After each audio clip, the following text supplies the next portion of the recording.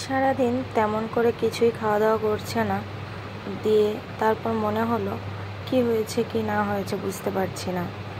আর তোমরা অনেকেই জানো মেয়েটা যেদিন থেকে হয়েছে সেদিন থেকে প্রচণ্ড পরিমাণে ভুগছে, একটা দিনও ভালো যাচ্ছে না জানো তো। তারপরে 2 দিন আগেই ডাক্তার দেখিয়ে নিয়ে আসলাম। তখনই কিন্তু আমরা জ্বরের ওষুধটা নিয়েই এসেছিলাম ডক্টরকে বলে, যেহেতু ঠান্ডা লাগছে, খুব ছোট, কখন জ্বর আসবে এমার্জেন্সি কোনো ঠিক ঠিকানা নেই। তো যেই কথা সেই কাজ, আজকে সকাল থেকে কিছুই খাওয়া দাওয়া করছিল না। হঠাৎ করেই কিন্তু আজকে বুঝতে পারলাম যে ওর জ্বর এসেছে। তো কীভাবে বুঝলাম যে ওর জ্বর এসেছে সেটা আজকে তোমাদের সাথে শেয়ার করব।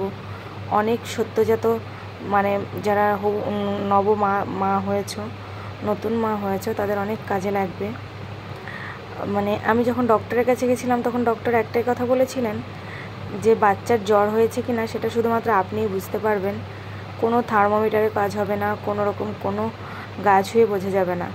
শুধুমাত্র যখন আপনার বাচ্চা ফিট করবে, যেহেতু আমার বাচ্চা বেস্ট ফিটিং করে, তো যখন আপনার বাচ্চা ফিট করবে তখন কিন্তু আপনি বুঝতে পারবেন যে আপনার গরম লাগছে। ওর মুখের ভেতরে আপনার যখনই ফিট করার জন্য মানে খাবে তখনই কিন্তু বুঝতে পারবেন যে গরম গরম লাগছে, বুঝে যাবেন ওর জ্বর এসেছে। আর আজকে হঠাৎ করে জানো তো সারাদিনই প্রচণ্ড পরিমাণে ঝিমিয়ে ঝিমিয়ে কাটাচ্ছে, একদম কান্নাকাটি করছে না, কিচ্ছু না, চুপচাপ একদম। যে মেয়ে একদম নিচে থাকতে চায় না সে হঠাৎ করে যেরকম রাখছে সেরকমই থাকছে। তো মায়ের মন বুঝতেই পারছো তো কীরকম মানে অস্বস্তিকর একটা কাজ করছে। আমার বাচ্চা প্রতিদিন একরকম থাকে, আজকে হঠাৎ করে অন্যরকম কেন? এই প্লাস্টিকটা দেখতে পাচ্ছ, এর মধ্যে কিন্তু ওর সমস্ত রকমের ওষুধ থাকে। কিছুক্ষণ আগে খাইয়েছি, ভেবেছিলাম ভিডিওটা শেয়ার করব না, কিন্তু অনেকেই ভাবছো দিদিভাই ভিডিও দিচ্ছে না কেন। এমনি না গো, জানো তো এতটুকু বাচ্চা, মাত্র 1 মাস বয়স, এর মধ্যেই একের পর এক শরীর খারাপ লেগেই রয়েছে।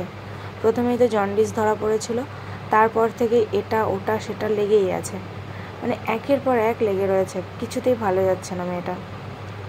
তো যাই হোক, মেয়েটাকে এতটা পরিমাণে জ্বর দেখে সন্ধ্যাবেলা একটা জ্বরের ওষুধ খাইয়ে দিয়েছি, আবার রাতের বেলা, এখন বাজে রাত 1টা, এখনও দেখছি গাটা ছ্যাঁটছ্যাঁট করছে। তো তারপরে কিন্তু ভাবলাম যে জ্বরের ওষুধটা খাইয়েই দিই, কারণ সারা রাতটা মেয়েটা তাহলে ভালোভাবে ঘুমোতে পারবে জানো তো।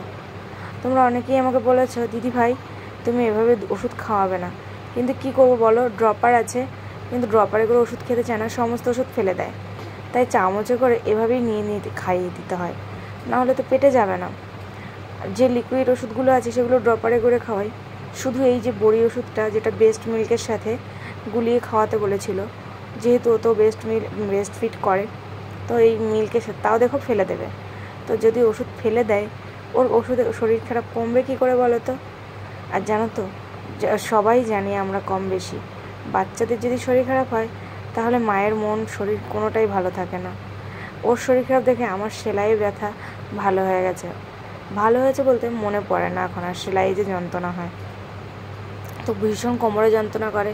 তার মধ্যে ওর এরকম একটা দিনও ভালো যাচ্ছে না, জানি না কি হয়েছে কি না, মানে এতটাই খারাপ লাগছিল যে মেয়েটা আমার এত ছটপটে, মানে ভীষণই ছটপটে। ও জানো তো একদম চুপচাপ থাকে না, মানে এখন ইদানিং একটু একটু কান্না করতে শিখেছে, ভীষণ চিৎকার করে করে কান্না করে, কিন্তু আজকে একদম সকাল থেকে কান্না করছে না, পুরো চুপচাপ হয়ে রয়েছে। তো যাই হোক, এভাবেই আজকে রাতটা পার করতে হবে, দেখি এখন কখন ঘুমোয়। টেম্পারেচারটা দেখলাম বেশ ভালোই আছে, তাই তো ওষুধটা খাইয়ে দিলাম। অনেক রাত হয়ে গেছে এখন একটুখানি চোখ বন্ধ করেছে। তো দেখো তোমরা বুঝতে পারবে ও কতটা ঝিমিয়ে গেছে। একটা বাচ্চা কতটা ঝিমিয়ে গেলে কোনো কান্নাকাটি না করে চুপচাপ থাকে। তো এই যে এখন একটু ঘুমের ঘোর আসছে, ভাবলাম তোমাদের সাথে শেয়ার করি। ভিডিওটা আজকে শেয়ার করব। আর এখন তোমাদের বলেছি আমি রেগুলার ভিডিও দিতে পারছি না, আর ঠিক টাইম মতো দিনের বেলা একদমই সময় হচ্ছে না, তাই কিন্তু আমি রাতের বেলা ভিডিও পোস্ট করি। প্লিজ তোমরা ধৈর্য সহকারে একটু দেখো, আর দেখবে ও পেটে থাকতে অনেক কিছু খাওয়ার ইচ্ছে ছিল, হয়তো সেগুলো পূরণ হয়নি, তাই কিন্তু এখন লালা ঝরছে। হ্যাঁ, এটাই অনেকে বলে, জানি না কতটা সত্যি। পেটে থাকতে কিছুই তো খেতে পারতাম না, শুধু বমি করতাম আর শরীর খারাপ লাগতো, খাওয়ার দিকে কোনো রুচি ছিল না।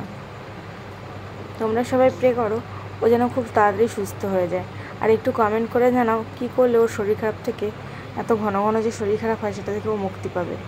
কারণ ওর প্রচুর কষ্ট হয়, পাশাপাশি কিন্তু আমারও খুব মানসিক কষ্ট যাচ্ছে। জানি না মেয়েটা কবে থেকে যে 2 দিন যদি ভালো থাকে 3 দিনের দিন আবার শরীর খারাপ হয়ে যাচ্ছে। এভাবে ভালো লাগে বলো তো তোমরা? প্লিজ রাগ করো না।